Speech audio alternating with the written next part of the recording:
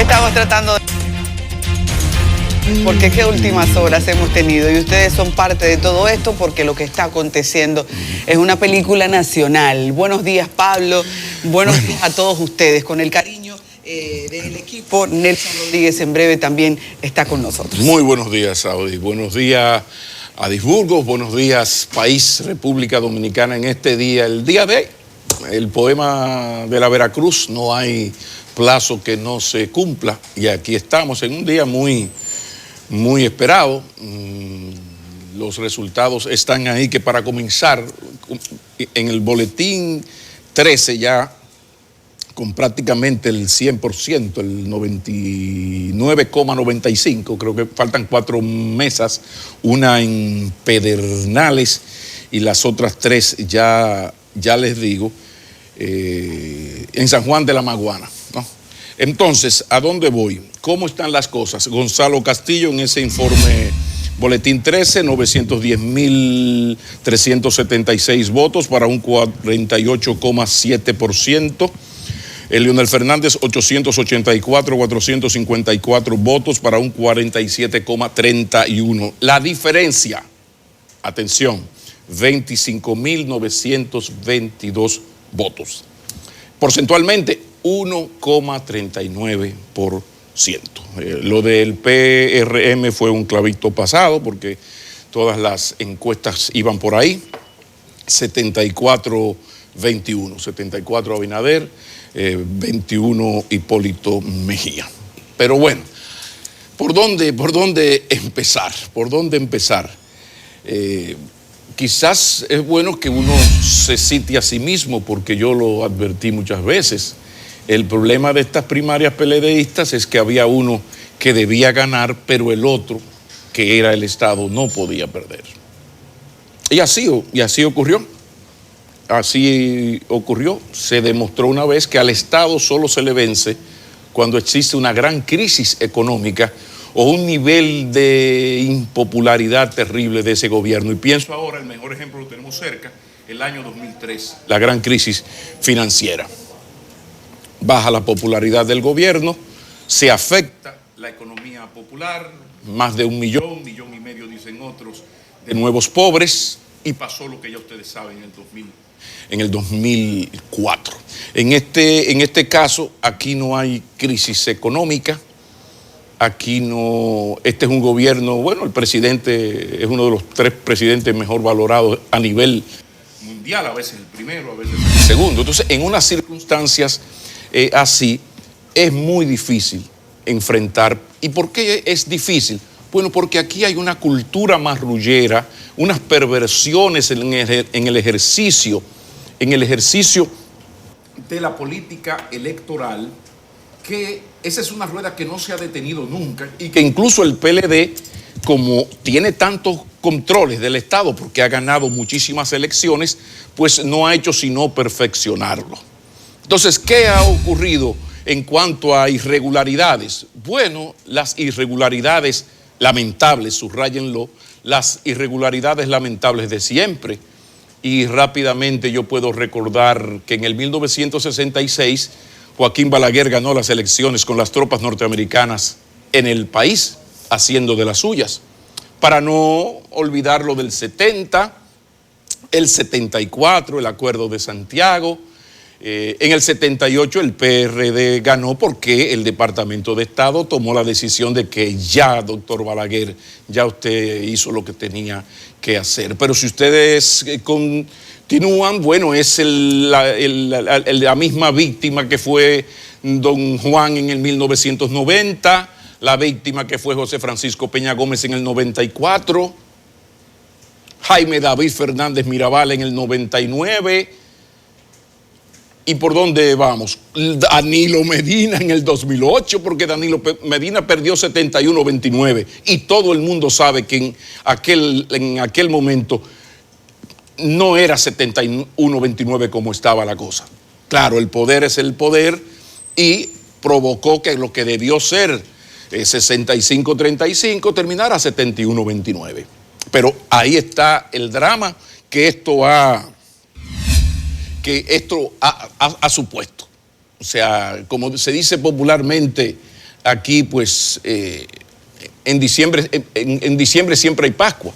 Pues lo que ha ocurrido aquí tiene mucho que ver con esas perversiones que uno va que va pasando de gobierno a gobierno. Hay elementos a tomar en cuenta. Por ejemplo, es de destacar el buen trabajo que hizo el Departamento de Estado, que es una señal al gobierno y al PLD en general, porque el Departamento de Estado, vía embajada, vía USAID, contrató a una de esas ONG que ellos promovieron y ayudaron a crear en los años 90, que es Participación Ciudadana, para que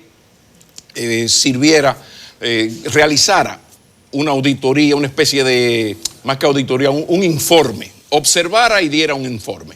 Entonces, claro, el informe está ahí y envía una señal en cuanto a que esto, lo que ocurrió después, aquello de que después del palo dado nadie lo quita, pues las cosas andan muy por ahí. ¿Dónde está el problema de esto? Bueno, la dificultad, lo de siempre. ¿De qué manera va a demostrar Leonel Fernández las irregularidades? Eso va a ser difícil. Fíjense que en un primer momento no es casual que Leonel Fernández no ha hablado aquí de compra de votos, no ha hablado aquí de la tradicional extorsión que hace el partido gobernante con su candidato hacia los beneficiarios de un empleo o de una ayuda, a un suplidor del Estado, en un país donde todo gira en torno al Estado. Leonel Fernández no habló de eso, habló de código fuente. Vaya usted a ver qué cosa es esa. Habrá que hablar despacio y tomarnos unos minutos para explicar eso de código fuente y de un algoritmo que se puso en ejecución a partir del 80-85%, cuando iba el 80-85% y ellos iban arriba, dice Leonel Fernández. ¿Qué es lo importante ahora? Y es la gran pregunta. ¿De qué manera va a demostrar? ¿Será posible demostrar ante el Tribunal Superior Electoral o el Tribunal Constitucional que dos cosas, que esto fue cierto, lo del código fuente, primero, pero segundo, esta irregularidad, esto que él denuncia, si fuese cierto, cambió los 25,000 votos, es superior a los 25,000 votos que hay de diferencia? Esa es una lectura. Pero eso también va más lejos, porque aquí el famoso perder de Margarita Cedeño se está cumpliendo. ¿En qué sentido? Bueno, el sector Fernández tiene derecho a una serie de prerrogativas, de recursos que la ley le otorga. Entonces, ahí vendrán unos recursos que hay que verlos. Son casi una especie de juicios. Y las elecciones son en febrero, estamos en octubre. Las municipales, quiero decir. Entonces, ¿qué significa esto para el PLD? Bueno, el perder. ¿Por qué? Bueno, porque el deterioro va a continuar, porque el show apenas ha comenzado. Y aquí yo insisto en mi lema, es que uno debía ganar, pero el otro es el Estado y no puede perder, y nunca ha perdido a menos que haya una crisis económica. O un gobierno de pura madre, una impopularidad, que no es el caso. Entonces, ahí nos encontramos precisamente con esta situación donde el PLD, siendo el gran ganador, a corto plazo podría ser el gran vencedor, el gran perdedor, perdón. Para colmo de males, nos encontramos entonces con que el PRM tiene un candidato. Es un partido que desde anoche está totalmente unificado, porque en ese sentido la mezquindad no es una característica del presidente Mejía. Ustedes saben que el presidente Mejía siempre ha sido muy consciente en esto de que me derrotaron y yo perdí, no hay problema, y la relación de él con Abinader no puede ser mejor dentro de lo posible, por supuesto, pero ese 70-30 va a determinar, si no lo determinó ya, que hoy ese partido, el PRM, está unificado. Ahora, ¿cómo se va a comportar de aquí en adelante? Yo no lo sé. Ahora, esto uno lo había analizado con un elemento importante. Yo decía que en la medida en que el país ya no hay utopía, no hay ideología, no hay sueños de patria, sino que ya caído el muro de Berlín, ya esto es un asunto en donde la política se ha vulgarizado cada vez más y la gente piensa en lo inmediato, sencillamente en su beneficio, desde el más humilde carpintero al grupo corporativo multimillonario. Esto es importante destacarlo porque esto está teniendo efectos. Por ejemplo, con lo de la Marcha Verde se habló muchísimo de la lucha contra la corrupción por la transparencia, ustedes recuerdan. Sin embargo, para que ustedes vean cuál es la realpolitik, y no quiero que se me malinterprete, yo estoy analizando, porque mucha gente parte muchas veces y repite los errores de confundir sus deseos con la realidad. Y usted no puede obtener resultados diferentes haciendo las cosas de la misma forma que decía Einstein. El asunto está en que, fíjense si el deterioro institucional, ético de la sociedad dominicana es tan grande, que ganaron y muy cómodamente 3 personas que, con esto no quiero decir que sean corruptos, pero estamos hablando sí de personas que han estado en todos y uno de ellos está en ese proceso judicial acusado de actos de corrupción. Yo estoy hablando de un Tommy Galán que está en medio del juicio. Yo estoy hablando de un Félix Bautista que por errores propios, por otras cosas y por también una campaña mediática de pura madre que lo convirtió en el paradigma de político corrupto. Quizás sea más serio que yo, pero todo esto, sus errores, la auditoría visual, todo esto le ha convertido en una especie de paradigma. El PRD del 78-82 tuvo el suyo. Hagan memoria. Cada gobierno ha tenido un paradigma aunque sea más serio que don Carlos. Un saludo al viejo. Entonces, ¿cuál fue el hallazgo? Bueno, que esos 3 señores ganaron y cómodamente. Por consiguiente, lo que podría ser pues, lógico, dice, mira, si una persona ha estado en todos estos líos de corrupción, y pienso sobre todo en Félix Bautista, bueno, es imposible pensar que va a ganar. O sea, no porque sea culpable, cuidado, yo creo en la presunción de inocencia. Ahora, lo que se le ha echado encima a Félix Bautista en los últimos 10 años, algunas cosas que él se la ha buscado, otras por otras razones que todo el mundo más o menos maneja, se ha amplificado, o la realidad, o la media verdad, o la mentira, pero se ha amplificado. Pero ese señor acaba de vencer, pero no a cualquier, y detente ahí, animal feroz. Acaba de vencer, pero no a cualquier cosa. Acaba de vencer en San Juan de la Maguana a la hermana del presidente. Bueno, es Lucía Medina. Entonces tú dices, bueno, ¿qué está pasando?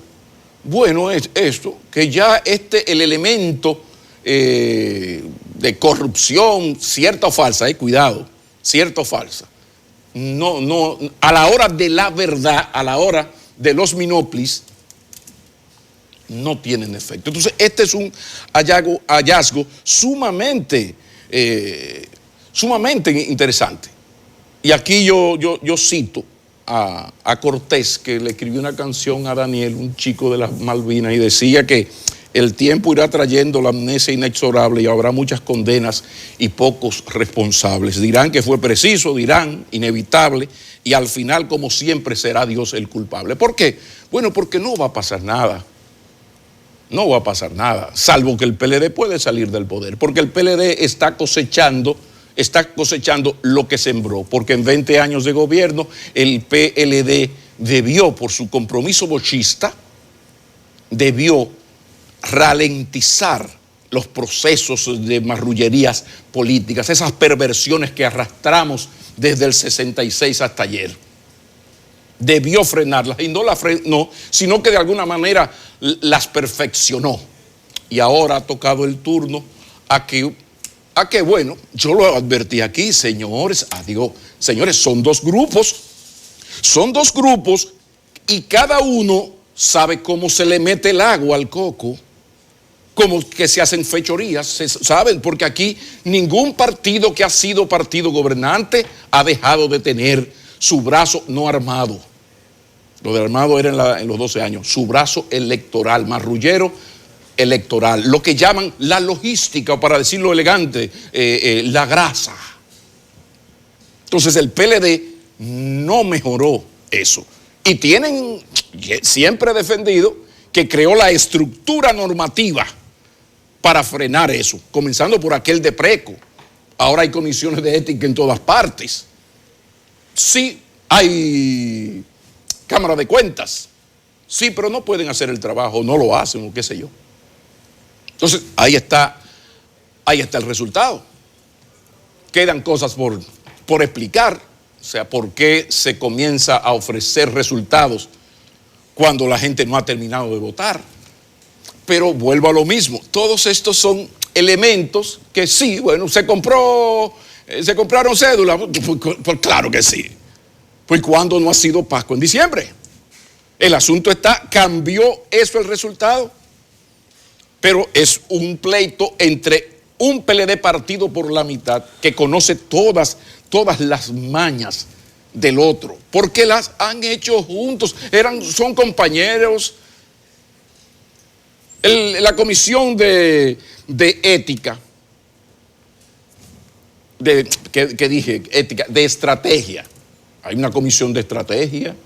En política dominicana hay un trabajo sucio que hacer. ¿O estoy hablando mentira? Yo le pregunto al Partido Reformista, al PRD, PRM, ahora al PLD. Nos vamos a caer a mentiritas. El problema es esto, qué lectura final tendrá, hacia dónde va a llegar. Mientras tanto, y es lo peor de lo peor de lo peor, es que en todo esto quien va a seguir y sigue sufriendo es la democracia, y más exactamente la confianza de la gente en la democracia. ¿Por qué? Bueno, porque van a ser cuestionadas dos instituciones básicas: los partidos políticos, por supuesto, y, si algo faltaba, la Junta Central Electoral. Hoy se inicia un proceso que no va a ser corto. En breve Fernández se va a reunir con el cuerpo diplomático y los observadores internacionales. Me imagino que en pocos días tendrán hecho el recurso de amparo, o como se llame, para presentar esto, imagino que frente al Tribunal Superior Electoral. Pero el palo está dado en un país como este. En un país como este. ¿Hacia dónde vamos? Bueno, cada vez más la gente va a confiar menos en la democracia, y cada vez más se institucionaliza el que en política todo vale y el poder es para usarlo. Esa es una frase muy vieja y yo termino insistiendo en eso. El gran problema era que había uno que debía ganar, y había otro que no podía perder, porque el Estado no pierde. Y si pierde, arrebata, porque el Estado, en medio de un proceso electoral, solo pierde, atención, solo pierde cuando hay una crisis económica que afecta el bolsillo del votante, o es un partido de un caos y una anarquía, un partido gobernante de un caos y una anarquía, violador de los derechos humanos, y se crea un ambiente invivible, que no es el caso.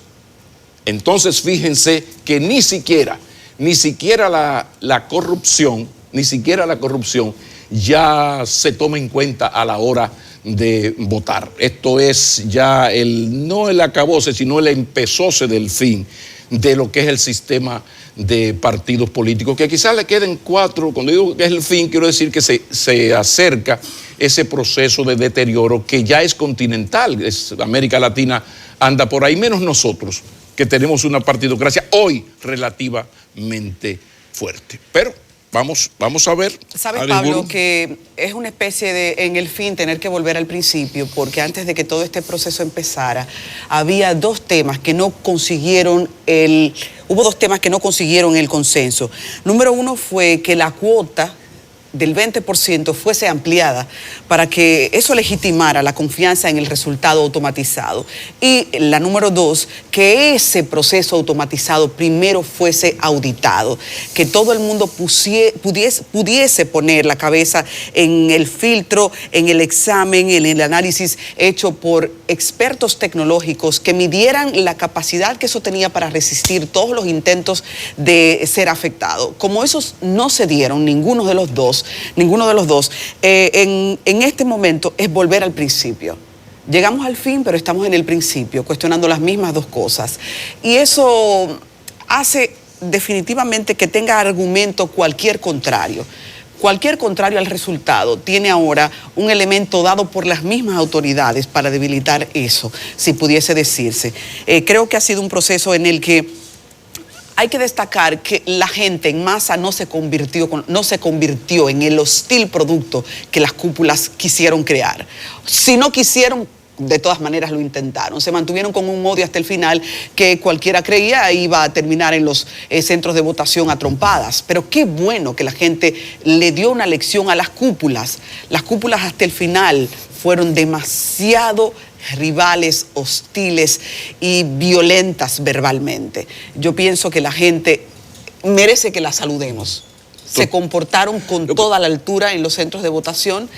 Si alguien encuentra una excepción, yo pienso que es eso, una excepción. Claro, yo me sumo a eso, pero además ni siquiera lo destaco porque ese ha sido siempre el pueblo dominicano. Si tú buscas la historia electoral dominicana aquí, el 98% va a votar. Yo incluso que siempre he votado en Baní, yo en Baní lo que hago es saludar amigos. Yo estuve media hora en el recinto y ahí nadie me habló de política, que Leonel Abinader. No, ahí está el hijo de Moreno, que yo hacía 40 años que no lo veía, amigo de infancia, que tirábamos piedra en el liceo, hermano. Entonces tú te encuentras, y así como le pasa a todo el mundo. La niña pequeña mía votó por primera vez, ella lo que estaba mandándome fotos, que aquí estoy con mi amiguita, que sé yo quién. O sea, el 98%, hay una demostración cívica, aquel cliché que yo juré que no lo iba a utilizar, pero es inevitable, que la fiesta de la democracia. Es verdad que es un cliché, pero es verdad que para la mayoría de la gente es una gran fiesta. Ahora, hay unos grupos que son los terribles.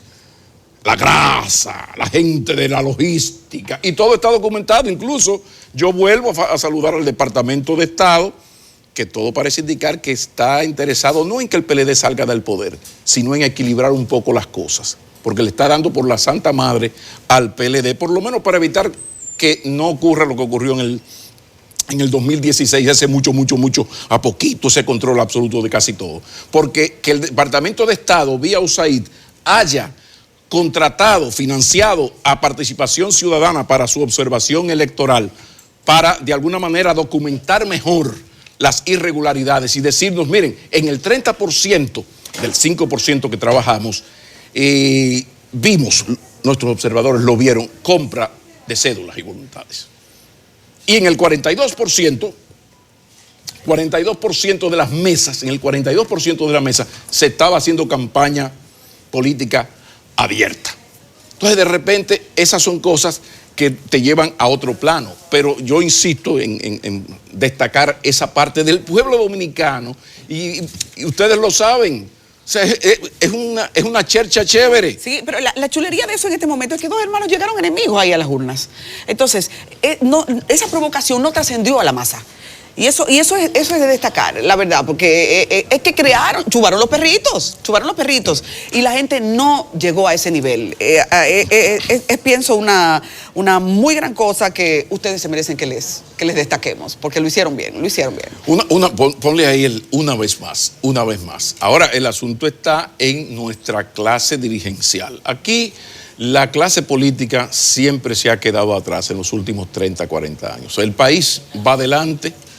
Los otros sectores van delante, unos más que otros retrasados, pero en último lugar, y eso está en todas las encuestas, está nuestra clase política. Porque esto de los pleitos, de las querellas, son parte de las cúpulas políticas y de las cúpulas empresariales. Tú sabes que todo todo partido en este país tiene sus corruptos, pero tiene también sus financiadores empresarios, porque la historia de la economía dominicana y de los grupos corporativos tiene que ver ineludiblemente con el Estado, porque hay un vínculo especial. Y eso tú buscas desde el 44, desde que Santana se sublevó en San Cristóbal porque había que ponerle el artículo famoso del 210 hasta el día de ayer. Y atención, que no estoy justificando, estoy explicando. El pueblo dominicano tiene una vocación ciudadana, cívica, en ese sentido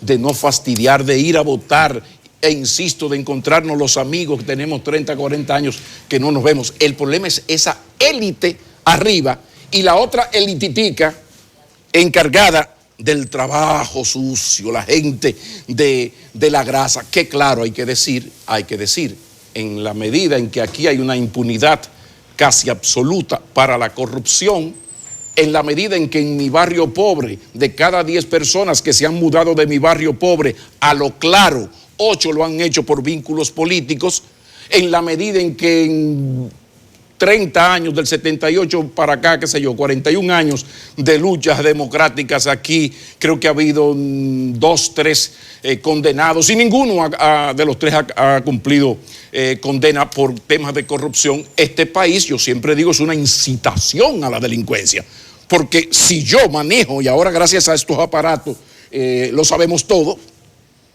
¿por qué tú no quieres que yo coja mi 500, Adi?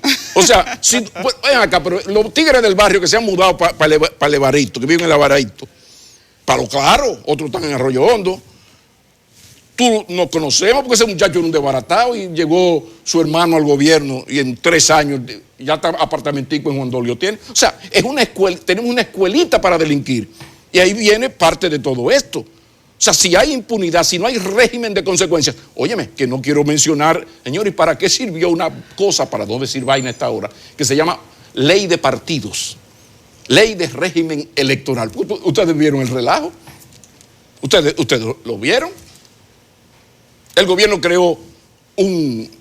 tomó el gabinete completo, y lo puso encargado de provincias para trabajar, como me dijo mi amigo Roberto Rodríguez Marchena, después de las 4.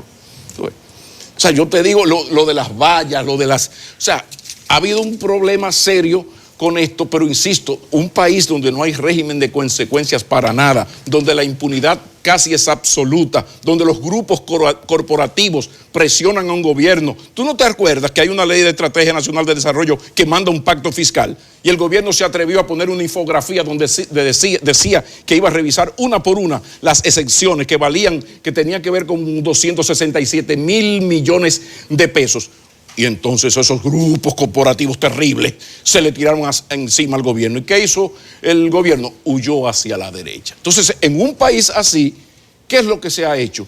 Que es el gran mérito de nuestros partidos políticos del 78 para acá, democratizar muchas cosas, incluida la delincuencia.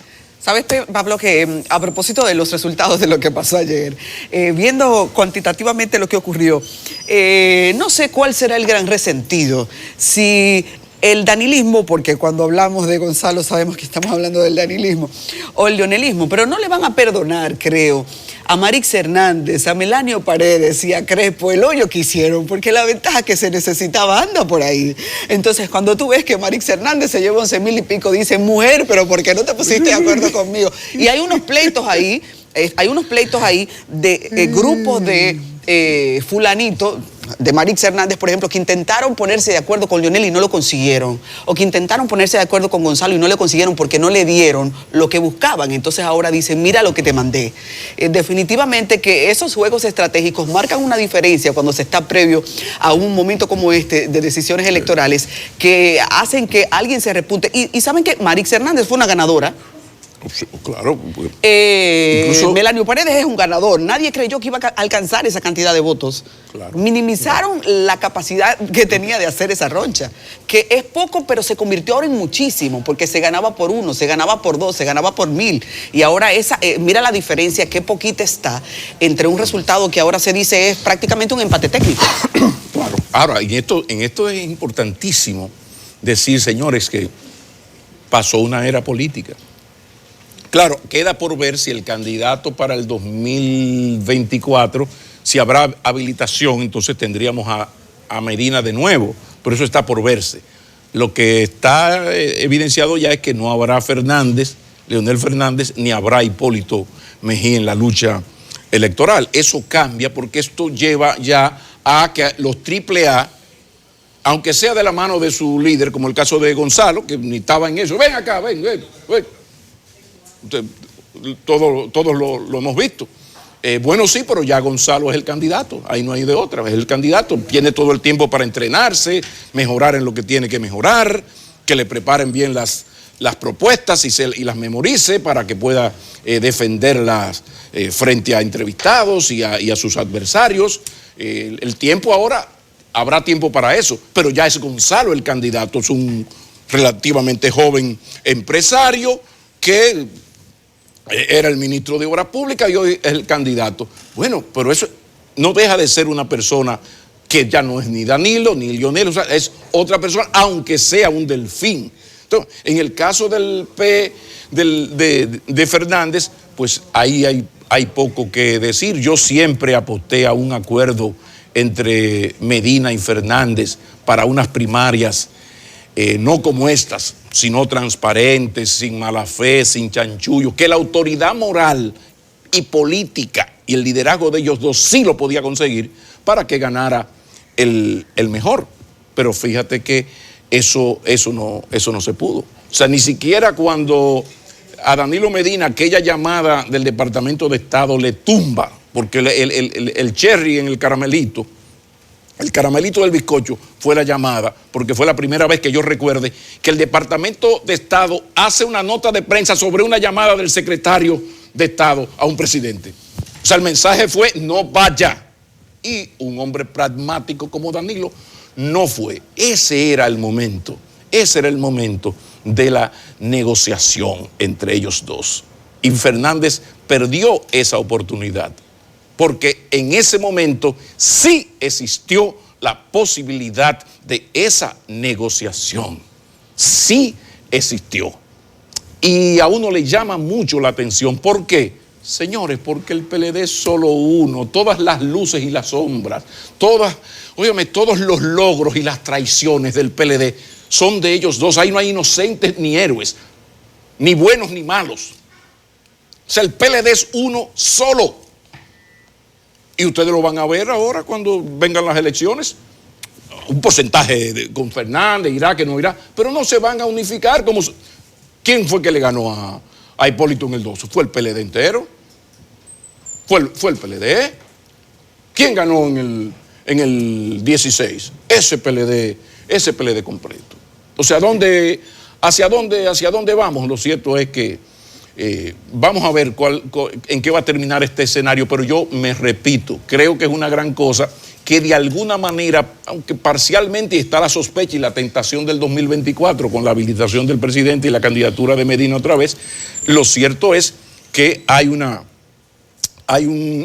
cambio de ciclo, es lo que yo quiero decir, y lamentar, se me salió el sureño, y lamentar mucho eso que ocurrió. Yo creo que cuando el Departamento de Estado le baja la línea al presidente y el presidente astuto y pragmático la obedece, era el momento de ellos dos negociar, de sentarse a negociar, porque el deterioro, lo que esto va a significar para el deterioro del PLD va a ser muy mucho.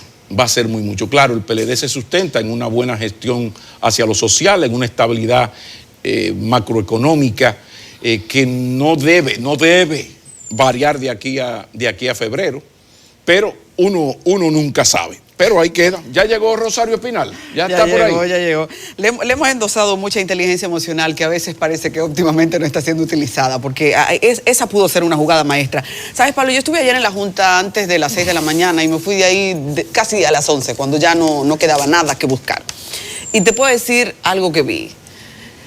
Entre los dirigentes de Gonzalo y los dirigentes de Leonel, al final de la fiesta, para llamarle fiesta, Al final de la fiesta, cuando los vi salir a todos, no veía cara de que estaban celebrando ningunos.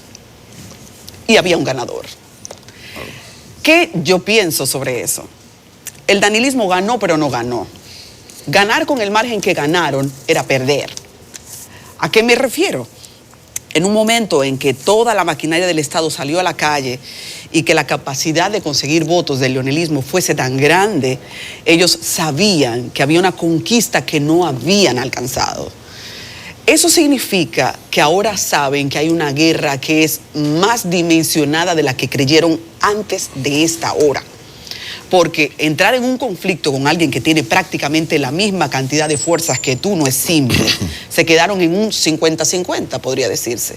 O sea que cualquier pataleo del leonelismo ahora va a complicar mucho la llegada a unas elecciones congresuales y municipales.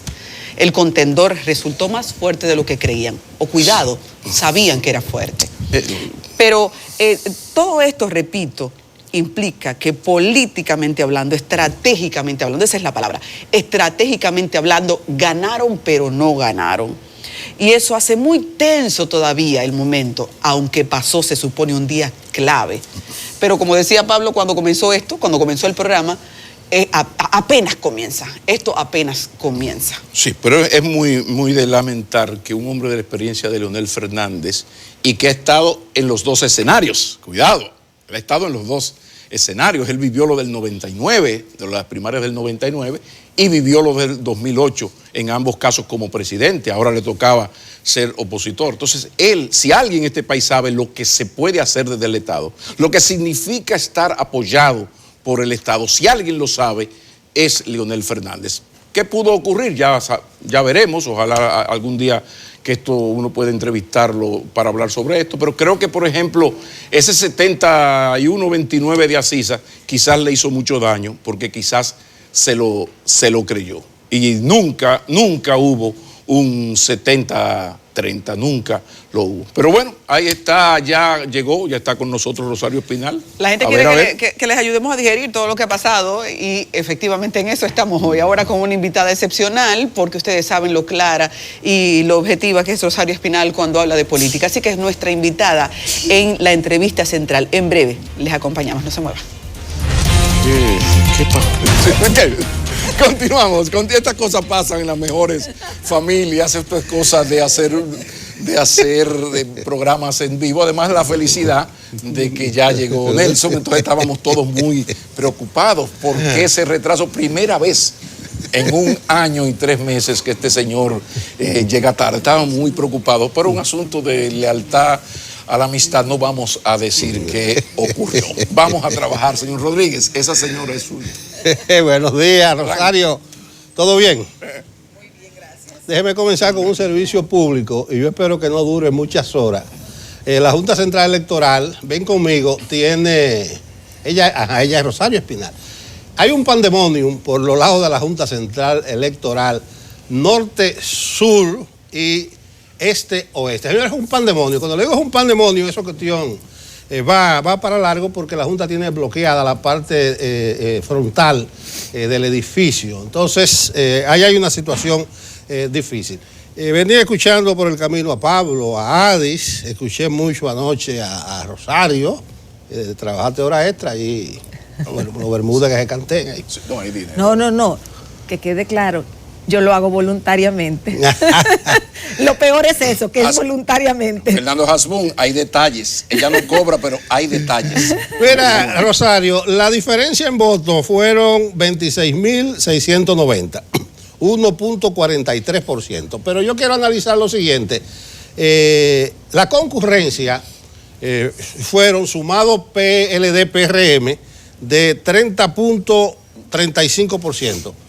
Y después yo hice un ejercicio y le sumé a ninguno y da 31.20% con ninguno.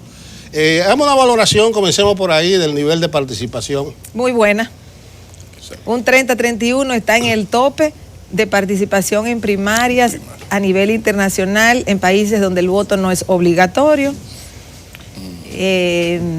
Eso por un lado. Por otro lado, yo había hecho una estimación alrededor del 30% basada en lo siguiente. Un poco, digamos, quizás suene arbitrario. En elecciones presidenciales aquí participa como el 70%. En elecciones congresionales municipales, cuando se hacían a 2 años, participa alrededor del 50%. Y yo le tumbé 20. Yo dije, de 70 a 50, de 50 a 20 menos, 30. O sea, mi estimación era que iba a participar alrededor del 30%. Y el otro factor que consideré es que a los dominicanos les gusta participar en elecciones, por lo tanto yo asumí que íbamos a estar dentro de los parámetros internacionales en el punto alto, que es ese, alrededor de 30%. Así que yo creo que fue una buena participación, considerando los factores que he mencionado. Ahora, el palo está dado, Abinader por PRM, Gonzalo por el PLD, aunque queda por ver qué podría ocurrir con los reclamos del presidente Fernández, pero indudablemente que hoy hay un nuevo escenario. Hablemos de ese nuevo escenario y cómo tú lo ves hacia adelante. Sí, o sea, ya hay los dos partidos principales, tienen sus candidaturas seleccionadas en un proceso de primarias con una amplia votación. Yo creo que eso es favorable. Este país enfatiza mucho la parte negativa y el catastrofismo y esto es lo peor y no sé qué cosa. Y aquí hay muchas cosas por arreglar, eso es cierto, que hay muchas cosas por arreglar. Pero por otro lado, este es un sistema político que hemos dado en llamar democracia a partir sobre todo de la transición del año 1978, 41 años de procesos electorales. Fuera de la crisis del 94, que llevó a aquel pacto y a unas elecciones a 2 años en el 96, digamos que fue la única, interrupción de los procesos normales de elección. Lo que a nosotros nos queda como país es adecentar estos procesos y que el que gana, gana y el que pierda, pierda. Y a veces es por mucho y a veces es por poco. Pero los perdedores tienen que aprender a admitir que perdieron. No pueden siempre buscar un culpable para deslegitimar los procesos. Cuando digo esto, no estoy diciendo que no hayan irregularidades de aquí o allá o que no haya que mejorar. Hay que mejorar muchísimas cosas. Lo que hay que superar es esa idea de que muchas personas, un segmento importante de la ciudadanía, piensa que todo está mal. Y no importa el resultado, todo está mal. Y no es así. En todos los países del mundo los procesos electorales son difíciles. En todos los procesos electorales hay un segmento que va a sufrir, que va a ser el lado perdedor. A nadie le gusta perder. Pero eso es inevitable en un proceso electoral. Entonces, yo creo que tenemos que enfatizar los aspectos positivos y mejorar sustancialmente los negativos. Bueno, la fuerza del pueblo, habrá que esperar qué hará. Pero nosotros conocemos, como el que más, que esto es normal en este tipo de procesos. Tal vez la diferencia fue lo cercano que tuvieron Gonzalo y Leonel. Yo no sé si nos encaminamos a un nuevo escenario político histórico, vamos a decirlo así. Yo creo que Hipólito, él mismo lo dijo, este era su último lanzamiento, le salió un piconazo ahí, se le enterró la bola. Y Leonel tal vez cree que tiene mucho futuro por una participación digna, vamos a decirlo así. Pero realmente Leonel, creo, jugó como candidato su última carta. Y yo creo que Margarita se pasó de contenta. Tal vez ella pudo administrarse un chin más y respaldar a su esposo. ¿Qué tú estás viendo hacia adelante? Porque aquí no hay jubilaciones ni pensiones para políticos. O sea, no hay ninguna caja que le pague. Mira, a mí me parece, en el PRM la situación es más clara, una diferencia inmensa.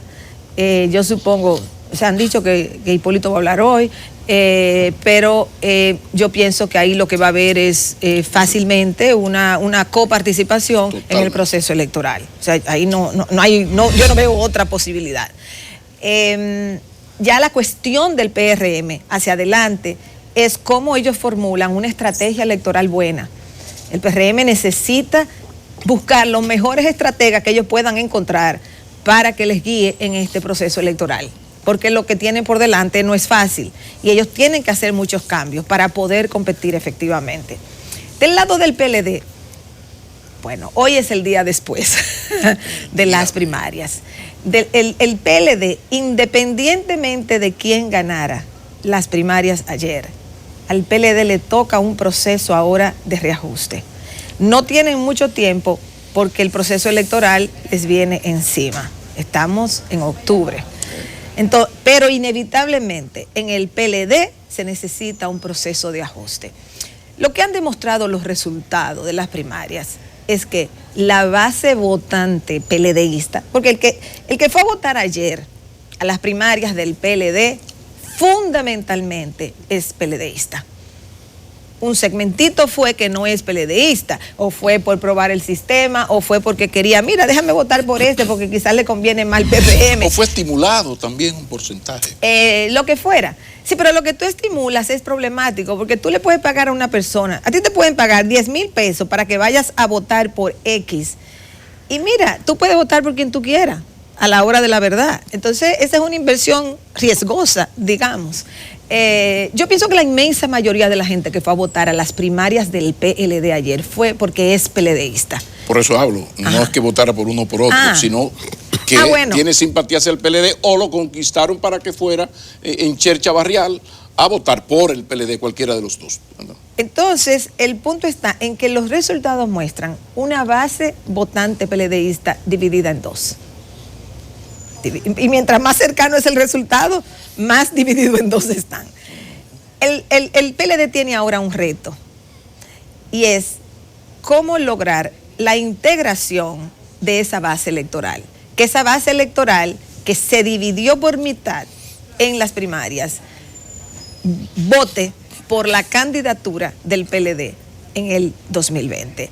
Este es un trabajo que ellos tienen que hacer. En parte va a depender de cómo se resuelva la situación arriba. ¿Qué va a hacer Leonel? Leonel tiene varias alternativas. Leonel puede decir que se aleja. Dudo que se salga, porque si se sale, ¿a dónde va a ir? Bueno, tiene la opción de irse y de salirse, pero la veo más difícil esa. Pero tiene esa opción. Tiene la opción de decir, o sea, de mantenerse, pero alejado. Eso le presenta un problema a él y al partido. Él es el presidente del partido. Entonces, el PLD no está funcionando por el conflicto que hay entre el presidente del partido y la otra parte, digamos el danilismo. Entonces, para Leonel Fernández,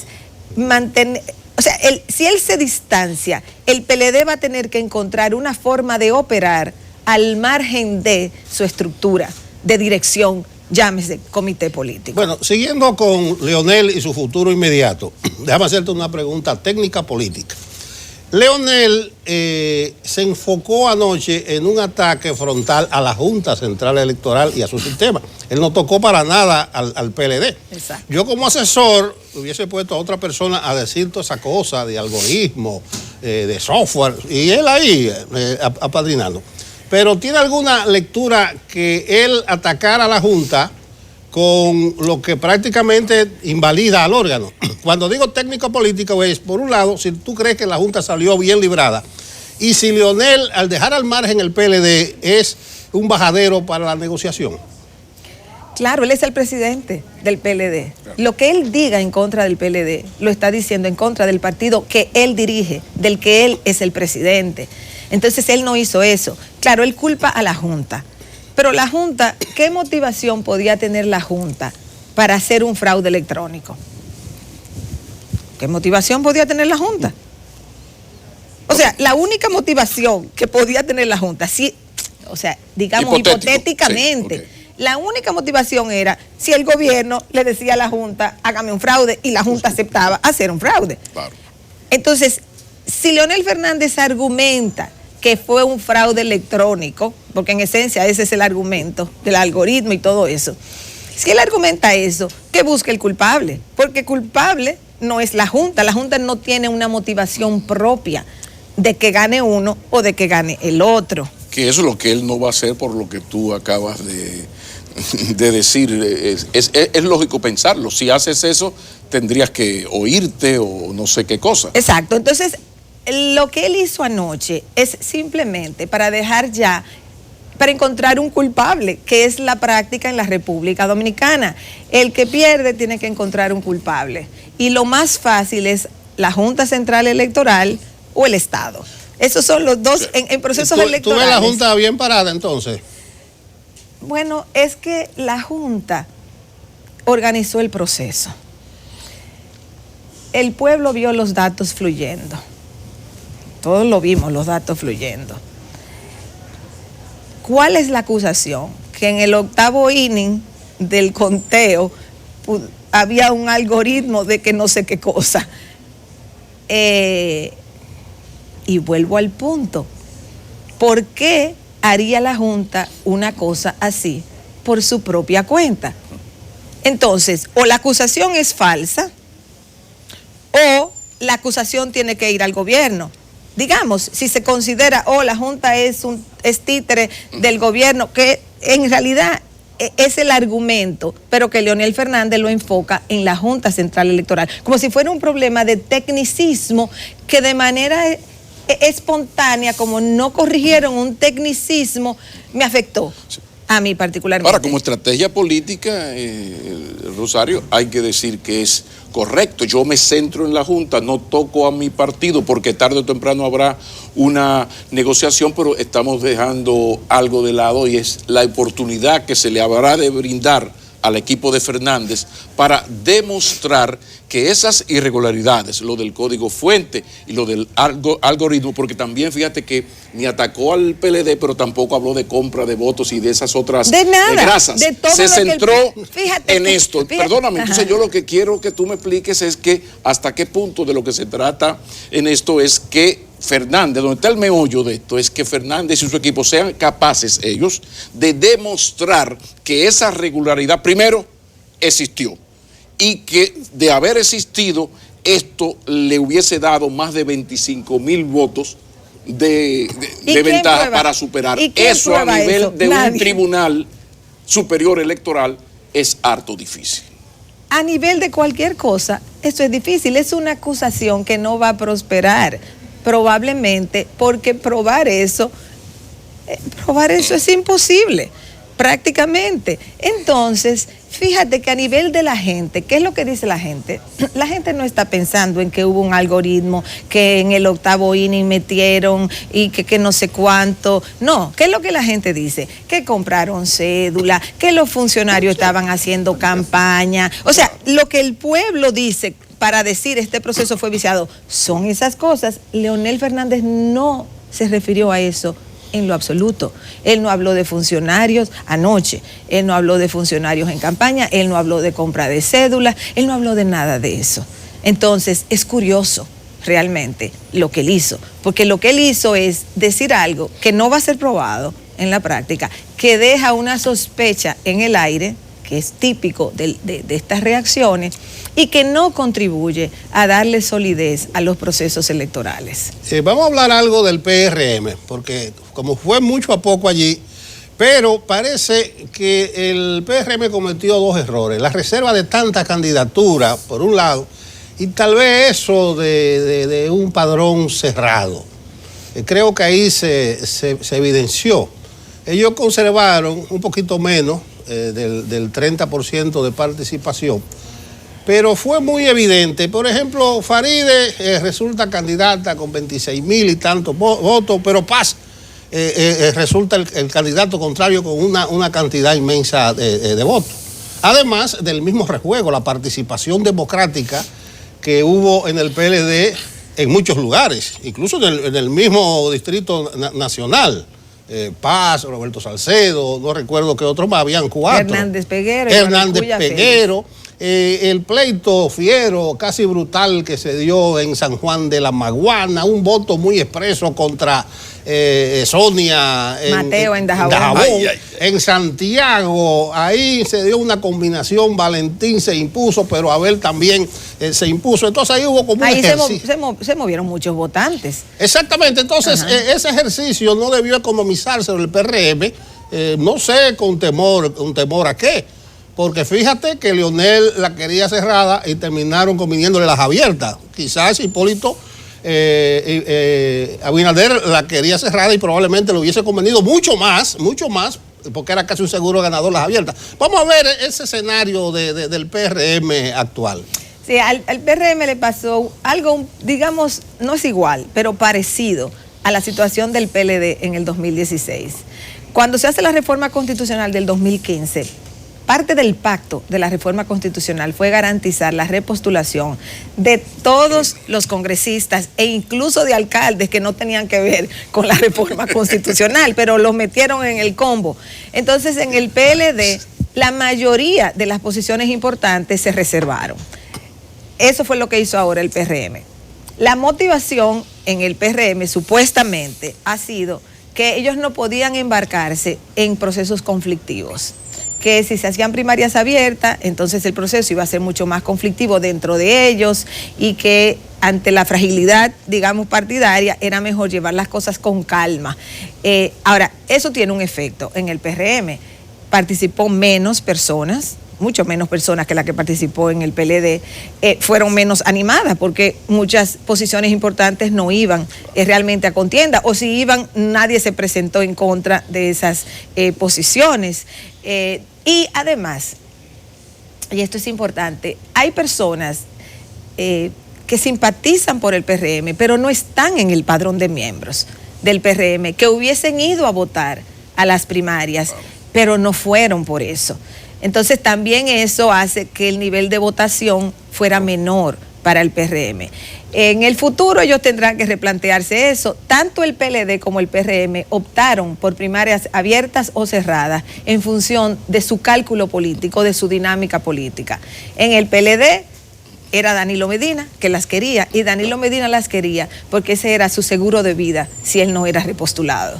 O sea, las primarias abiertas le daban la opción de elegir una persona de su lado. En unas primarias cerradas, y yo creo que esto queda muy demostrado, fíjense cómo en unas primarias abiertas, la militancia, porque fundamentalmente votó la militancia, pero no solamente, pero fundamentalmente la militancia del PLD participa. Los votos son mitad-mitad, prácticamente, entre Leonel Fernández y Gonzalo Castillo. Si esas elecciones se hubiesen hecho con un padrón cerrado, donde solo participa la militancia del PLD, pienso que hubiese sido más difícil que Gonzalo Castillo ganara. No que Danilo Medina ganara. Danilo Medina hubiese podido ganarle a Fernández en cualquiera de los dos escenarios. Pero para otra persona ganarle a Leonel Fernández era más favorable la situación en un ambiente de primarias abiertas. De hecho, las encuestas muestran que mientras más PLDista, más inclinado estabas a votar por Leonel Fernández. Mientras más simpatizante, pero no muy PLDista era, más inclinado a votar por Gonzalo Castillo. Entonces a Gonzalo Castillo le beneficiaba ese contexto de primarias abiertas, pero antes de él emerger como candidato, quien concibe las primarias abiertas y quien le empuja y la empuja es Danilo Medina. Y yo desde el principio, yo recuerdo que aquí habían especuladores que decían, oh, las primarias abiertas es para Danilo imponer su repostulación. Y desde que yo oí eso, yo dije, eso no es así, porque Danilo puede ganar en primarias abiertas o cerradas. Ese es su seguro de vida para él. Si él no puede ir, él tener un mecanismo de selección en el cual personas nuevas pueden ganar con mayor facilidad. Y ahí está aprobado. Más de uno dice, se comenta mucho de que el Departamento de Estado, los norteamericanos estarían interesados no en sacar al PLD del poder, pero sí en limitar su gran poder electoral, ¿no? Ese gran control que gana en cada proceso electoral. Y llamó la atención que por primera vez, hasta en la nota de prensa de Participación Ciudadana, se agradece al Departamento de Estado vía USAID que financiara la observación electoral. O sea que la embajada, además de que solicitó observar como embajada el proceso, agarró su brazo armado social civilesco, que en temas electorales es Participación Ciudadana, le dio el dinero que necesitaba para que hiciera el trabajo. La deducción de todo esto, y no son especulaciones, porque fue así, o sea, el Departamento de Estado vía USAID financió la observación de Participación Ciudadana. tú compartes la opinión de más de uno de que esas son señales que está enviando el Departamento de Estado, el gobierno de los Estados Unidos, hacia un PLD que debería, si no perder, por lo menos equilibrar un poco más la balanza, porque en verdad que hay una especie de unipartidismo por las debilidades del PRM. Yo tengo un tiempecito diciéndolo, que realmente dentro de la estrategia... Y perdóname que dejé la llamada, no mencioné la llamada. Dentro de la estrategia de Estados Unidos está que en los países de América Latina haya cierta alternabilidad. Ellos no quieren partidos únicos que se prolonguen demasiado en el tiempo. O sea, ellos apuestan más a que haya una alternabilidad de partidos. Y aquí se perdió la competitividad electoral desde el 2004. Es cierto que en el 2012 las elecciones fueron más cerradas, porque el PRD obtuvo un 48 y algo % y el PLD un 51 y algo, pero como quiera ganó. Entonces el PLD ha ganado todas las elecciones desde el 2004. Claro, hay que entender el contexto, todos los dominicanos conocemos este contexto, pero agregado de que el PRD se dividió. La división del PRD produce un debilitamiento aún mayor del único partido opositor que había en la República Dominicana. Y no es fácil después de una división que un partido surja rápidamente. Pero bueno, ya han pasado unos años. Es tiempo de que el PRM comience a ascender. El problema del PRM es que está mostrando el mismo patrón de la política dominicana, que es el siguiente. Alguien dice que va a ser candidato y lo intenta y lo intenta y vuelve y lo intenta. Entonces tú no generas dinamismo electoral suficiente, y el PRM está atrapado en esa situación. Lo ideal hubiese sido en el PRM, si iban a ser primarias presidenciales, que Hipólito, que ya es una persona de edad avanzada, que había participado 3 veces antes en procesos electorales, era su 4ª vez intentando ser candidato, que Hipólito no hubiese aspirado, y que Luis Abinader hubiese aspirado con otra persona con real posibilidad de competir con él. Eso hubiese sido bueno para el PRM. Rosario, nosotros por la experiencia estamos hablando ya en pasado, como un hecho consumado, pero Leonel parece que está dispuesto a defender, como dice, la voluntad del pueblo. Hay un tuit reciente, me dice producción de Leonel, si lo tienen por ahí, se lo voy a agradecer, porque él ahí está. Después de reunirme con mi equipo político, hemos decidido ejecutar mañana una serie de acciones para defender la voluntad popular, que inician con la convocatoria de los observadores internacionales y el cuerpo diplomático acreditado del país. La fuerza del pueblo prevalecerá. Bueno, ahí está el tuit de Leonel. Yo creo que él puede perder 2 veces o equivocarse 2 veces, pero bien, nosotros estamos hablando con calma, pero yo sé que hay mucha gente con la fiebre en 45 en este momento y a las armas piensa coger, pero eso es típico de la política dominicana. Rosario, las encuestas como herramienta, como instrumento, tú tienes experiencia internacional, ya tuviste qué pasó aquí, no vamos a valorar que fulano se equivocó, que otro no se equivocó, aunque hay que reconocerle a Bernardo y a La Pen que estuvo casi milimétrico, pero las encuestas, ¿eso tiene alguna autoridad, algún efecto, lo que vimos recientemente? Bueno, yo creo que el efecto que tiene es que hay encuestas que probablemente no se hacen, que ni siquiera se hacen, y dan un número X a favor de su cliente. Y que hay encuestas que sí se hacen y se hacen bien, y en general van a reflejar más o menos lo que ocurre en la realidad.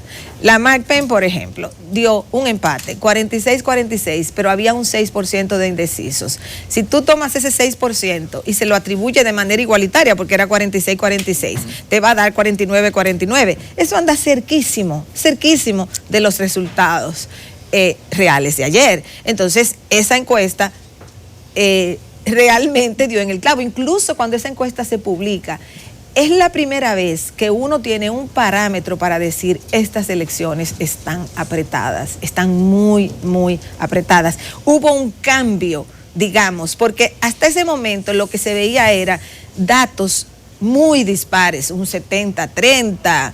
30-70. O 30-70, sí, era así, o 68, no sé qué. O sea, eran unos datos realmente que uno decía, bueno, es muy distante esto. Cuando sale la Marpen, ya hay un referente de que estas elecciones van a ser muy apretadas. Y el resultado de la Marpen que se hizo público, porque hay encuestas privadas que más o menos también daban eso, pero no se hacían públicas. La Marpen es la que se hace pública y uno ya públicamente puede decir esto está apretado. Y realmente así se produjo, unas elecciones muy apretadas. Y hay que decir que obras son amores, o sea, ahora le damos el reconocimiento a Marpen porque se lo ganó. Ahora, se arriesgó una cosa, realmente a publicar la encuesta. Pero una cosa importante, ¿existe vía ley electoral, lo que sea, alguna manera de poner cierto orden en el relajo de las encuestas de posicionamiento? Es decir, cuando dos encuestadoras en más o menos el mismo periodo hacen dos encuestas y la ley le permite a la Junta Central Electoral solicitarle cuestionario, cómo hizo la pregunta, o sea, una serie de cosas, ¿no tendría la Junta Central Electoral la posibilidad de llamar a esta encuestadora y pedirle cuentas, o basta con estar reconocido en la Junta Central Electoral para yo sentarme con un candidato, recibo un dinero y nos entramos como pasa aquí, que el lunes yo sé que Juancito Pérez Vidal va a sacar una encuesta que me afecta y yo hablo con esta encuestadora ahí? ¿Se puede hacer algo? ¿Es posible? Muchas veces quisiéramos que alguien resuelva un problema y hay problemas que no tienen solución, más allá de la decisión ética de los seres humanos involucrados en las cosas.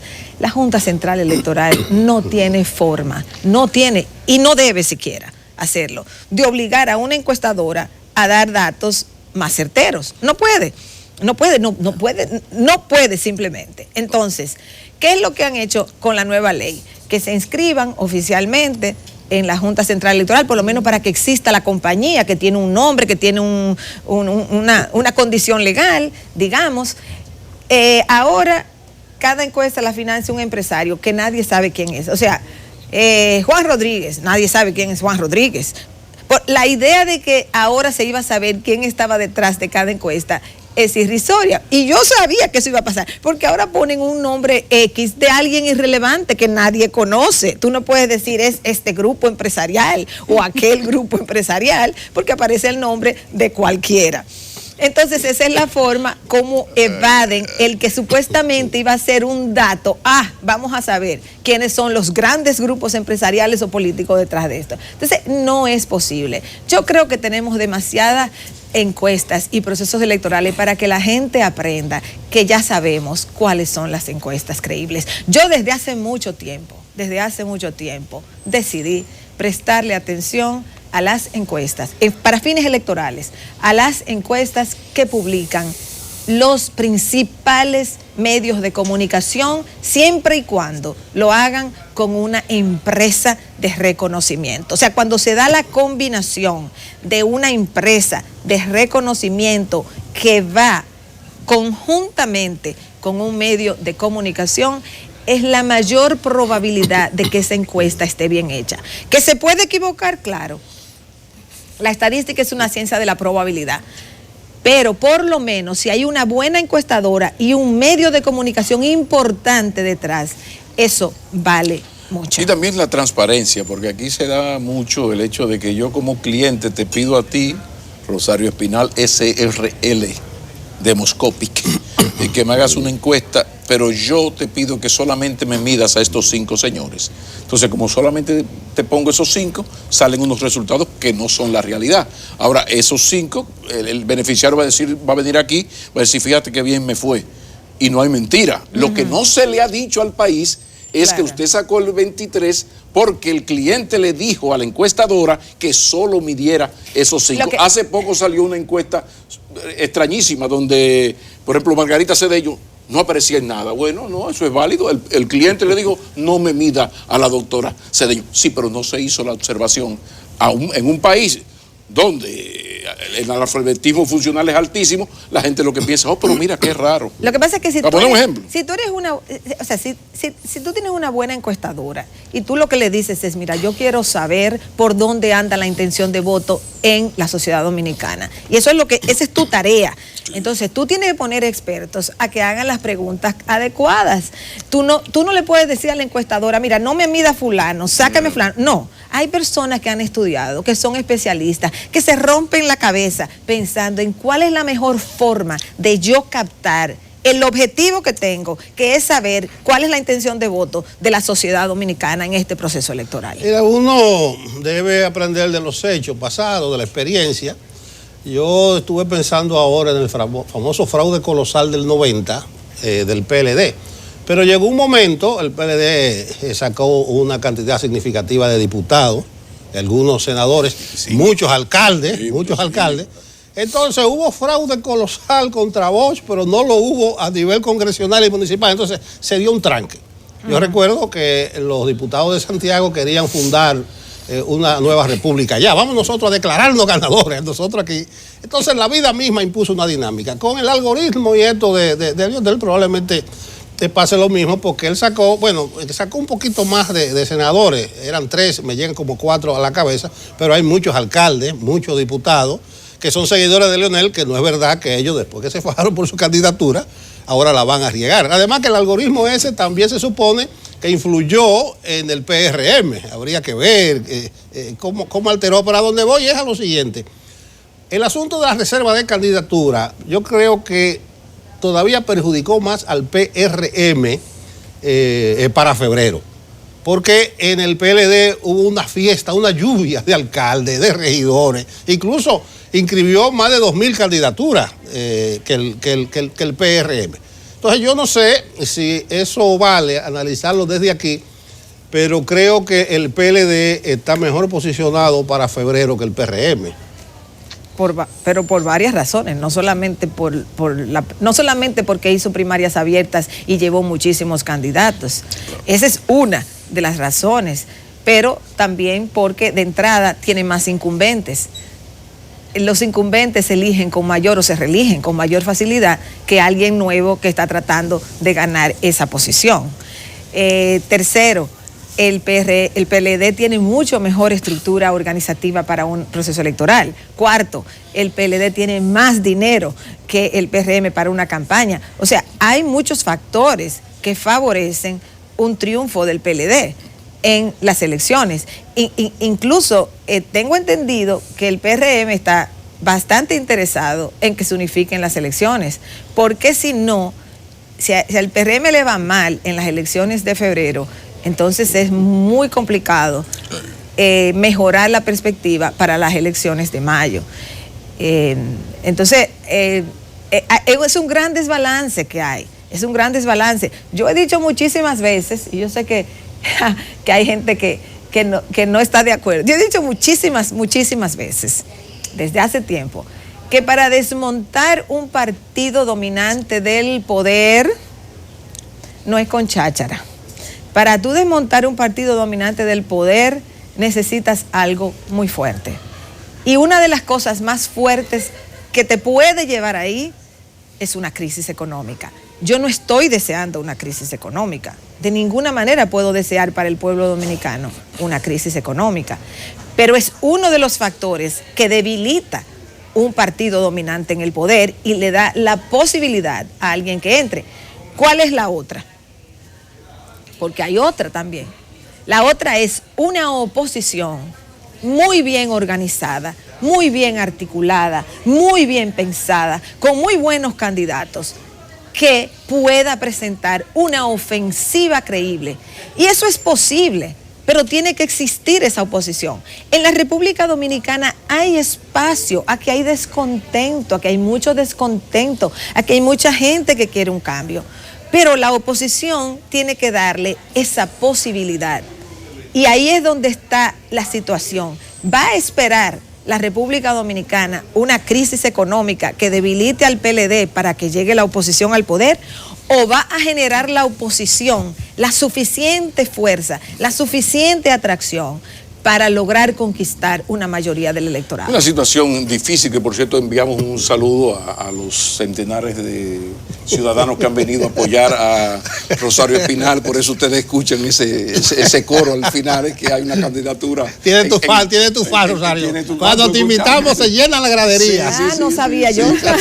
Pero hay unos elementos, tú decías, la crisis económica. Sin crisis económica, pero también si no hay crisis económica y hay un gobierno popular, en el sentido de que cuando se va a la evaluación, el PLD lleva 10, 13, 9, 14, 15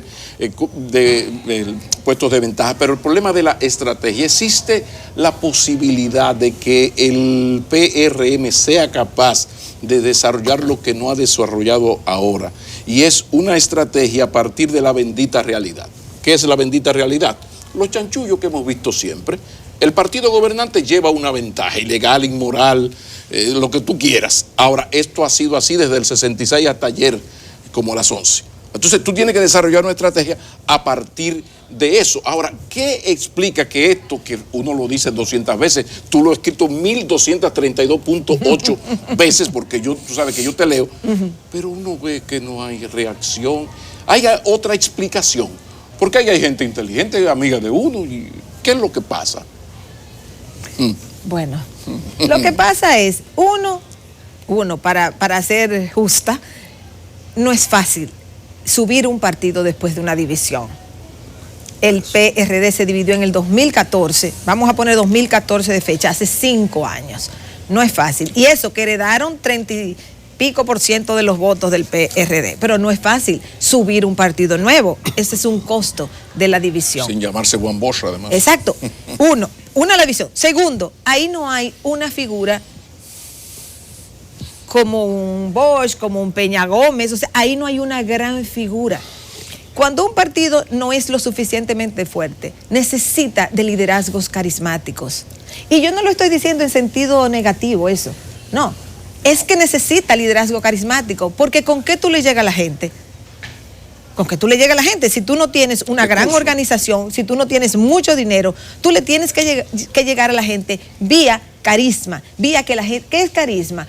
Que tú le caigas bien, que la gente confíe en ti, que lo que tú dices se convierta en un motivador de los votantes.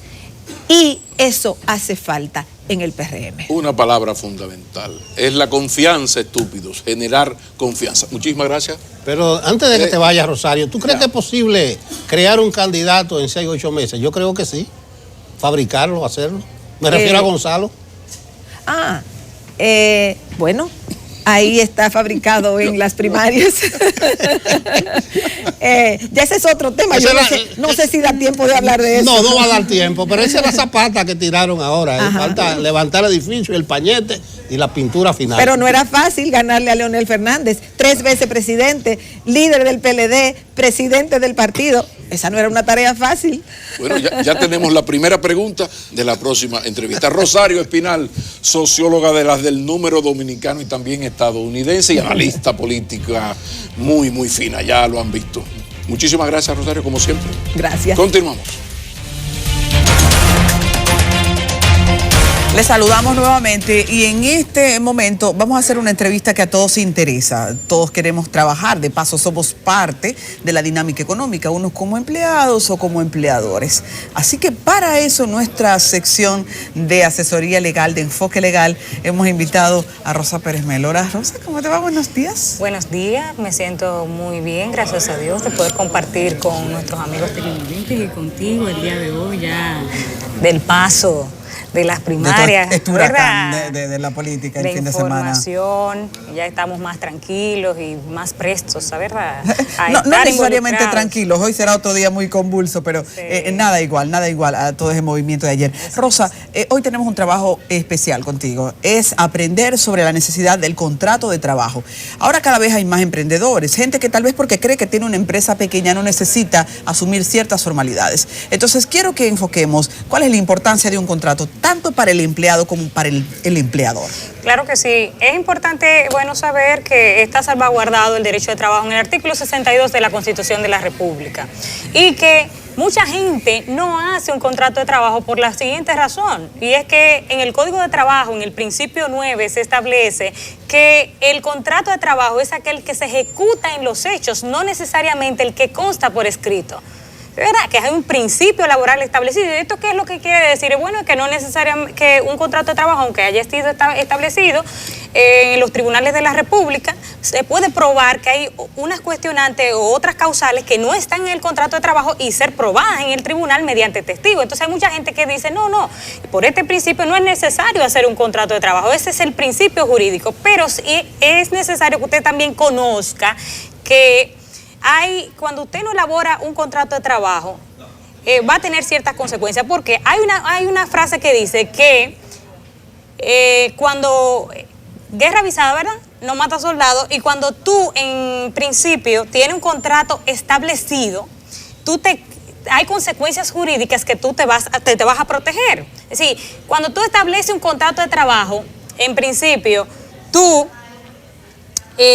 establece cuáles son las condiciones y las prohibiciones de ese contrato de trabajo. Si no lo haces, esas condiciones y esas prohibiciones no van a estar establecidas en ningún lugar. Y eso hace que la prueba, a la hora de, por ejemplo, yo no tenía que hacer tal cosa en el trabajo, pero yo la estaba haciendo, pero ¿dónde está eso establecido? Es decir, la prueba es confusa. Entonces, al ser confusa, devienen inconvenientes en los tribunales de la República. Entonces, la frase que quería decirle, que cuentas claras conservan amistades.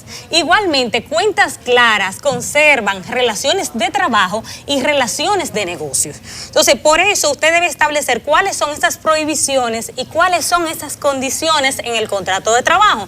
¿Qué otras cosas te permite establecer un contrato de trabajo a nivel de la carga de la prueba? Es un tema de que cuando vamos a los tribunales, ¿quién es quien tiene la carga de la prueba según materia laboral? Pues el empleador. Y si usted no tiene eso establecido, ¿cómo usted va a probar que realmente él ganaba 10,000 pesos? Cuando él está diciendo que él ganaba 16,000 pesos. Entonces hay un procedimiento a seguir en el cual usted debe elaborar un contrato de trabajo y registrarlo en el Ministerio de Trabajo correspondiente. La ley en el artículo 22 te dice que son 4 juegos que usted debe registrar en el Ministerio de Trabajo, y que también ese colaborador usted debe registrarlo en una plataforma que se llama CIRLA. ¿Para qué? Que en un momento determinado ya usted tenga información fehaciente, ¿verdad?, de cuáles fueron las condiciones establecidas. Y tercero, algo muy importante es que el empresario, por ejemplo, se protege con el tema de la propiedad intelectual y secreto profesional. ¿Por qué? Porque hay muchas cuestiones dentro de la empresa que a usted no le gustaría que la divulgaran y que la gente, la conociera, que son secretos industriales y profesionales. Entonces, eso usted lo establece debidamente en el contrato de trabajo, porque entonces, y establece también responsabilidades y daños y perjuicios. Entonces, esas son básicamente 3 de las razones. Hay muchos más para las que usted tiene que establecerlo, porque usted establece primero las condiciones y las prohibiciones y los derechos de cada quien en ese contrato de trabajo. Al establecer derechos y prohibiciones, eso entonces le permite a usted tener la tranquilidad, que ella dijo que hiciera tal cosa, pero eso no está en mi contrato de trabajo. Entonces yo voy al tribunal y digo, no, magistrado, lo que sucede es que ella dijo que me hiciera esto, pero el contrato dice que mis deberes con ese empleador llegan hasta aquí. Entonces, es una prueba exacta, más fidedigna y eficiente. Segundo, el tema de la propiedad intelectual, ¿verdad? Y la carga de la prueba. Esas son las tres de las principales razones por las cuales usted debe redactar un contrato de trabajo. Ahora, vuelvo y repito, no es necesario que usted lo haga, porque la prueba por excelencia en materia laboral, y lo digo por experiencia propia, es la prueba por testigos. Si en materia, vamos a los tribunales de la República y lo primero es que el empleado dice, vamos a buscar un testigo. Y ese testigo dice, no, yo veía que fulana de tal sale a las 8 de la mañana y ella entraba a esa empresa, la veía con un carnet o con un uniforme establecido. Entonces, es importante que ustedes, tanto para el empleador como para el empleado, redacten un documento jurídico que le permita mantener las cuentas claras y conservar de manera armoniosa esa relación laboral. Así es, no significa que vamos a terminar a peleas, pero los contratos, las reglas, los códigos ayudan a ponerse de acuerdo en los tiempos buenos, por si acaso llegan los tiempos malos, saber cómo dirimirlos. Exactamente. Rosa, muchísimas gracias por darnos luz este lunes. Estamos entonces así despidiendo el programa, agradeciendo también a ustedes el cariño de su sintonía y más en la programación de CDN. Buenos días.